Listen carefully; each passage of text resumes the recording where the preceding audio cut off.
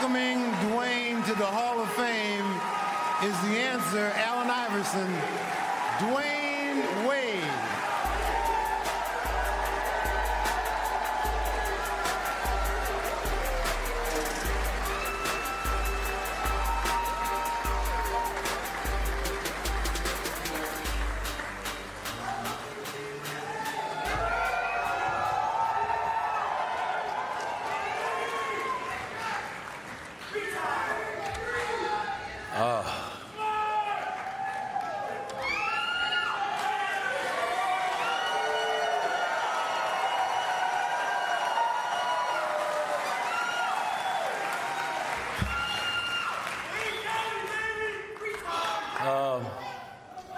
Heat Nation, y'all in here?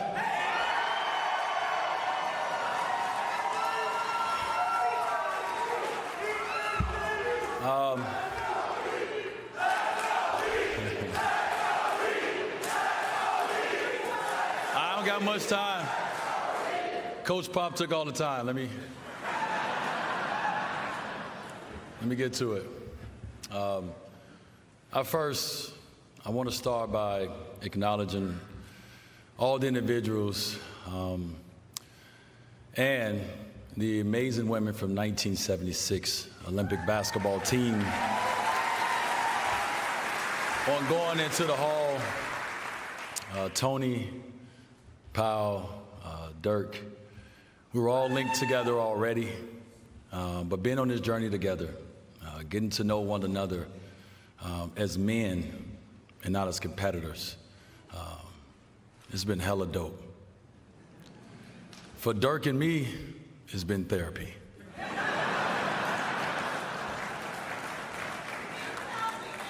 Who would have thought that we would be on the same team after all of our battles? But here we are, and it's one of the greatest teams I've ever been on. So thank you guys, man.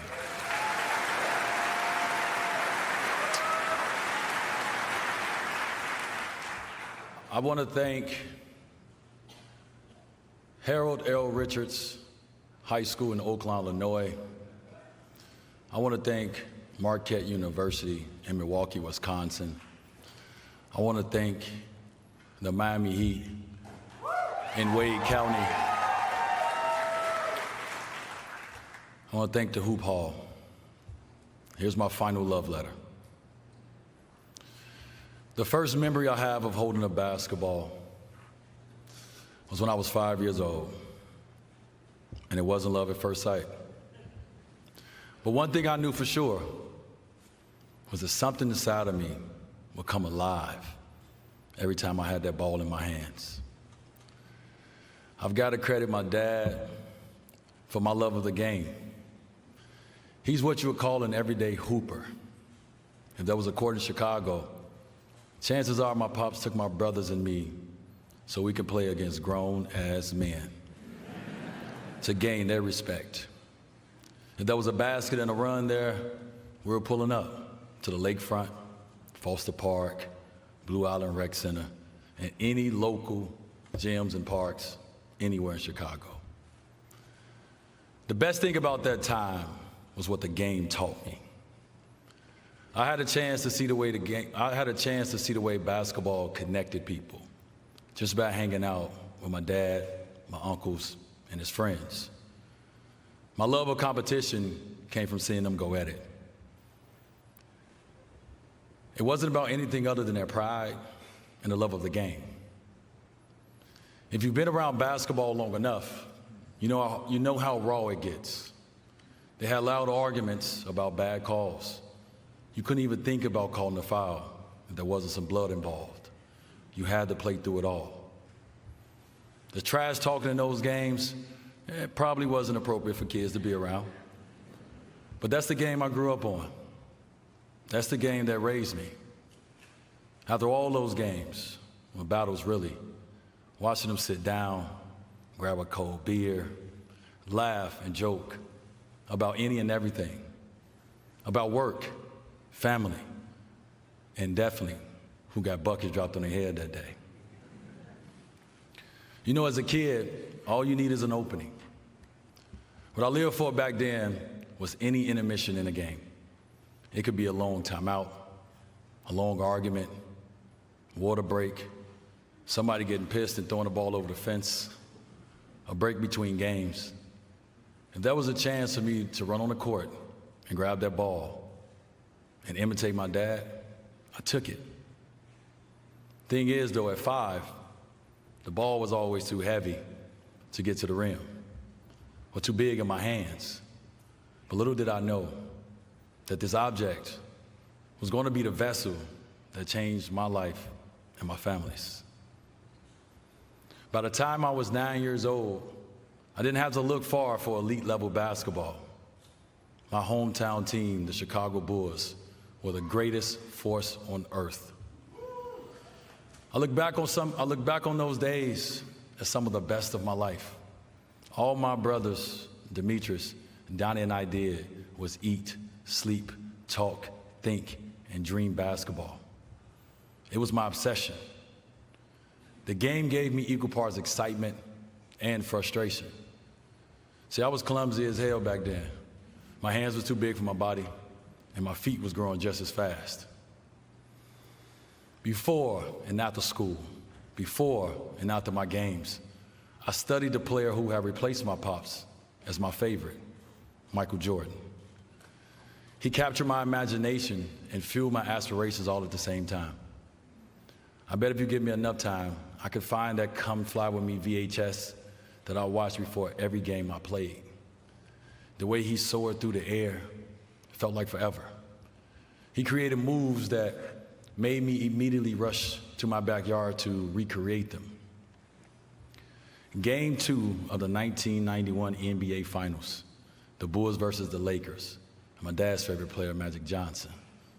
Cliff Leviston drove baseline, threw it to MJ, who was waiting at the free throw line.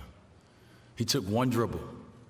He took off with one hand like he normally does, and then he decided to switch it in midair to the left. I bet you can hear Marv Albert in your head right now. A spectacular move by Michael Jordan. After seeing that, I couldn't tell you how many days and nights were spent practicing that move. I wouldn't stop practicing it until I mastered it. I was hoping to bring some of his style into my own game. By 17, basketball was my soul's love language. It helped give me an identity. It was a safe space that allowed me to be expressive and passionate. I realized that basketball was my blank canvas. I used it to reimagine my life. No matter what was going on in my life, it was my sanctuary. It was my way out. I needed to reimagine life, not just for myself, but for everyone I loved. The game is where I discovered who I could become. It showed me that on the other side of hard work was the success I craved. It taught me the value of resilience in the face of adversity and how to bounce back stronger after a defeat. Through the game, I discovered who shows up for me when I win and when I lose. My confidence was found through the game. It helped me find my worth far beyond the court. You see, I've never been a stranger to adversity. I'm speaking of being labeled academically ineligible as a freshman at Marquette. At 19, finding out I'd be a father before my sophomore season. That season, my 10th game against Wake Forest, I tore the meniscus in my left knee. And at the end of the season, I had surgery to remove my meniscus. There was also 2007, when I had to have 2 surgeries at the same time. One to repair my torn labrum and my dislocated rotator cuff in my left shoulder, and the other on my left knee again.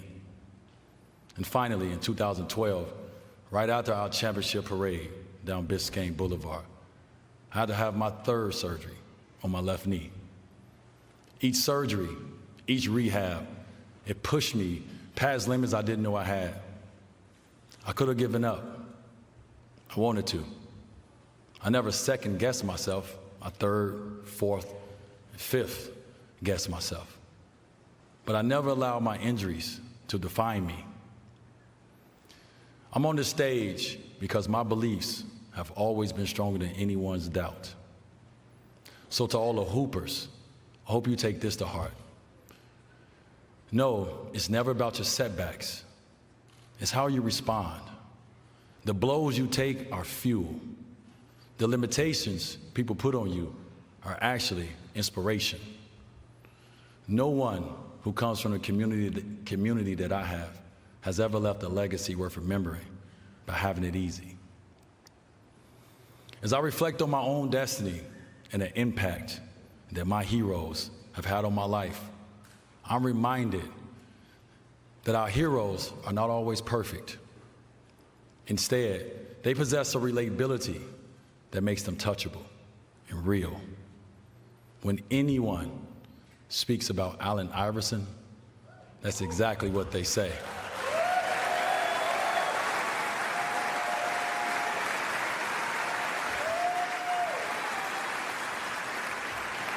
He's real. So AI, I need you to know this. I watched you with awe because I saw a reflection of myself in you. The way you played the game was exciting and fearless. It didn't matter who they put in front of you. They wasn't gonna stop you. Shit, I know, I tried. It didn't matter what they said about you because they couldn't measure the size of your heart. Your authenticity and unapologetic attitude, it resonated with me. Your swagger, unique style from rocking do-rags, the braids, the baggy shorts, to the untucked jerseys, the earrings, the chains, the throwback jerseys. It all combined to create an image that broke the mold. You challenged conventional norms and became the poster child for individuality and self-expression, inspiring countless individuals to embrace their own uniqueness. You brought hope to those who grew up with limited resources. You showed us that success and greatness were attainable, even in the face of adversity. Your struggles made your accomplishments that much more remarkable. AI, you are a living, breathing reminder that redemption and growth are possible. You inspired a generation, my damn self included, to believe that coming from nothing was not a limitation, but motivation. I wore an arm sleeve throughout my career because AI did.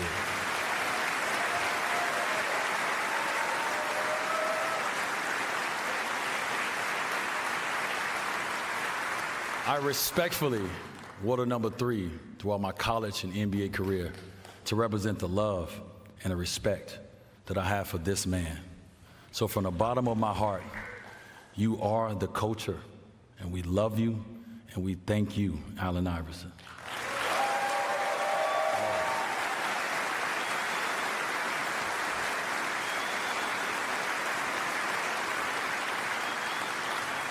To make it here, the Hall of Fame, you never do it by yourself. I've had incredible mentors play pivotal roles. Their wisdom, guidance, and loyalty are as much a part of my story as anything else. They helped me discover parts of myself I never knew existed. You not only taught me the X's and O's of the game, but you also imparted invaluable life lessons that have shaped the very character of the man that I am. Your beliefs in my potential, your guidance through adversity, and your unwavering support have made all the difference, not just in my game, but in my life. I would have never evolved into the player that I would have never evolved into the player that would have played, that could have played with the Mount Rushmore of talent like Shaq and LeBron, without y'all teaching me about the importance of we versus me. That mentality made it possible to understand when sacrifice was needed for my teams to win.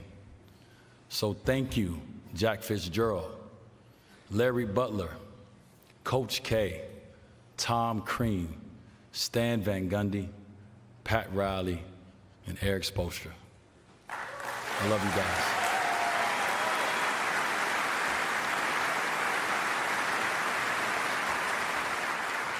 Throughout my career, there have been many milestones, like the triple-double versus Kentucky to advance to the Final Four in 2003.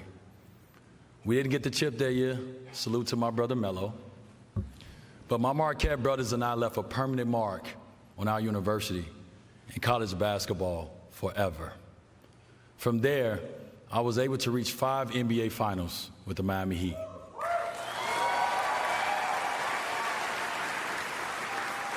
And win 3. I could talk about my accomplishments and the work I put in forever. But that didn't happen without my peers, coaches, and honestly, you, the fans. Your cheers. Yeah.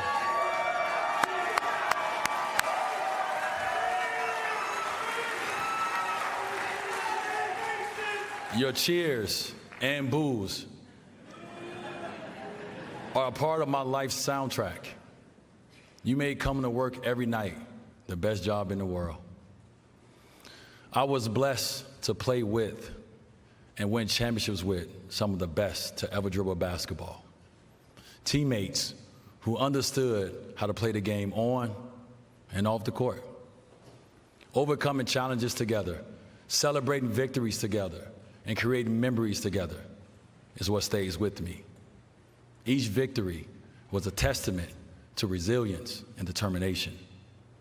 Each loss, a reminder of how precious winning actually was. Being named the All-Star 13 times in my 16-year career, All-NBA on both the offensive and defensive ends, I never wanted to cheat the game. And in return, the game gave me a lifetime of amazing memories. With all that being said, nothing compares to the bonds I've made along the way. I'm thankful for Travis Diener, Robert Jackson, Darrell Wright, Quentin Richardson, Caron Butler, Lamar Odom, Eddie Jones, Alonzo Mourning, Gary Payton, Antoine Walker, my bad little brother, Mario Chalmers, and Ray Allen, to name a few. I also played with people who protected me and gave me a bigger sense of purpose. Shaq, Chris, LeBron, and UD.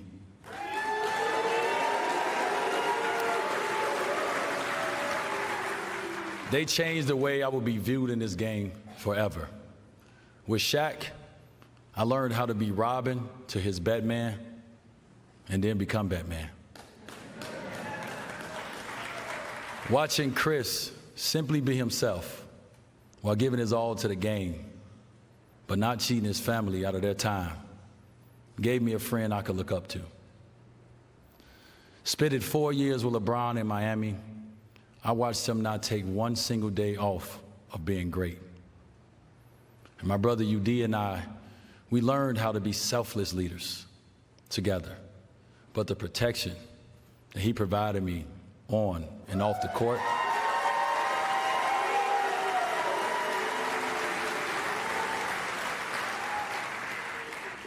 provided the safety of a big brother, and it allowed me to bloom and blossom. So I thank you. I love you.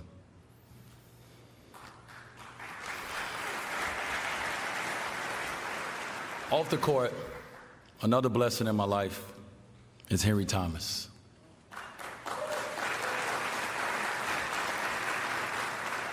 Being on this stage tonight, it simply wouldn't be possible without him.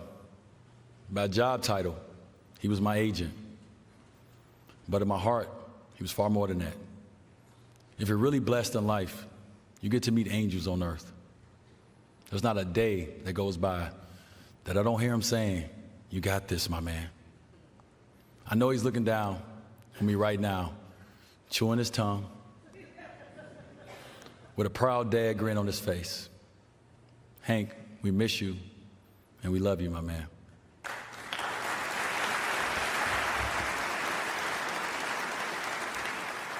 To my loved ones, the ones who have become my lifeline, y'all are my safe haven, a place where I can always retreat to with minimum fear of judgment.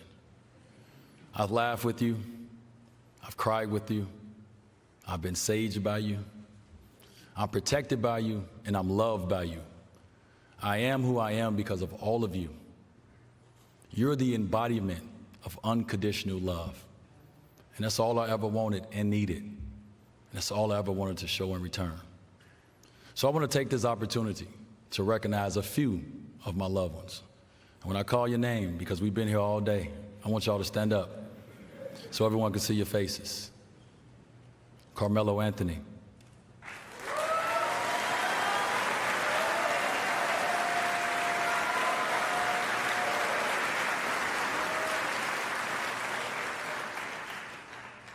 If y'all could wait till I finish the names before y'all clap, it'll be all day.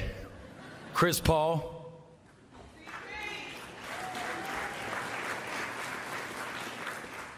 Chantel Cohen. You may be at the top somewhere. I love you. There you go. Andre King. Richard Ingram. Bob Metellus. Lisa Metellus. Tracy Union. Tregill Wade Johnson, Davion Morris, Kavia James, Zaire Wade, and Zaire Wade. Thank you all for being there for me and for loving me in the most perfect way possible. I appreciate you guys and I love y'all. Thank you.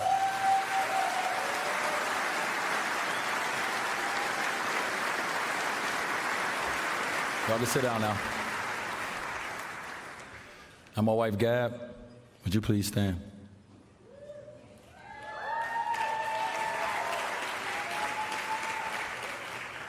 Thank you for making our house a home. Thank you for making sure our kids feel seen, heard, and protected when I'm not around. Thank you for learning every ref's name in the NBA. And for screaming at them so I didn't have to. Saved a lot of fine money. I know I'm traveling for work this year during our anniversary. So I want to say thank you for being on this journey for me, with me, these past 15 years. Thank you for learning to love my imperfections just as much as we've enjoyed and loved the moments of perfection. I love you.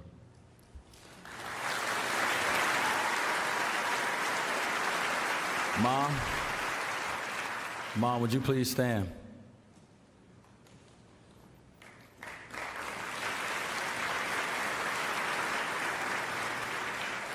Your strength to overcome your own personal adversity is something I've always admired about you. To have a mother who loved me enough to know when it was time to allow my dad to step in and lead the way is one of the most unselfish acts I've ever witnessed. Thank you for seeing me and not making my life about you. It allowed me to blossom in an environment that kept me focused and dreaming. Thank you for showing me that our lives don't always go as planned, but with the right amount of love and support, our lives do go exactly as planned. I love you.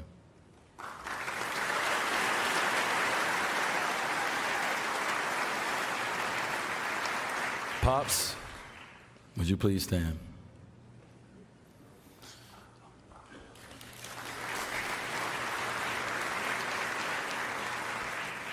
I started this off thanking you, and I want to end it the same way. I owe you a debt of gratitude that I'll never be able to repay.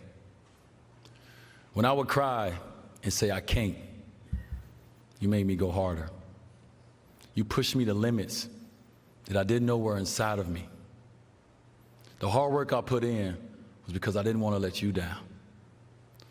Those countless hours in the backyard when we would compete against each other like strangers, it built me to last. Those days that turned into late nights of me working on my left hand so it was just as good as my right, it made me an unstoppable force. That time you got kicked out of the game as my coach and snuck back in the side door and coached me from the stands just to get kicked out again, it showed me that there was no limitations how you would show up for me. It's the exact same way I try to show up for my kids. So even though I hated being called Little Dwyane, I admired you as a kid. I admire you now. We had the same exact dream, and we carry the same exact name, Dwyane Tyrone Wade. To know we hustled all the way to the Basketball Hall of Fame is God's will. So, Pops, I know your knees are a little sore, but will you join me on stage as we take our rightful step into basketball heaven?